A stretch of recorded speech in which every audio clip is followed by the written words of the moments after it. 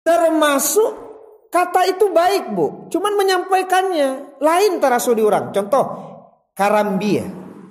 Karambia itu kan buah kelapa. Karambia kan. Tolong balik karambia cek nih, tolong dikukuan sekali. Kan ada masalah dah. Tapi kalau cara menyampaikannya berbeda, oi karambia. Itu lain. Lo taraso di orang mah, Bu. Yo karambia bajawa. Nggak, iya kan itu, Bu. Jadi bahasa itu awalnya maknanya bagus. Karambia itu sama dengan kelapa. Tapi kalau ada orang mengecek kelawannya, Bu. Ya, nyeberang ke orang, berangnya ke orang tuh. Woi, yuk karambia.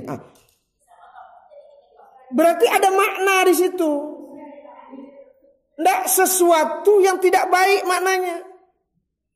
Sama dengan buah kepundung. Kepundung tuh buah tuh, Bu. Iya kan? Nggak, itu kan buah itu. Nggak ada masalah kan? Yul lama rasa buah kepundung kok asam-asamnya. Tapi kalau kalimat itu sudah dipelintir, itu jadi tidak baik. Woi kapundung, bagus ini. Nah, berarti paham kita bahwa itu kalimat yang tidak baik. Kenapa? Karena dengan sebab itu kemudian ada yang tidak saling berkeenakan.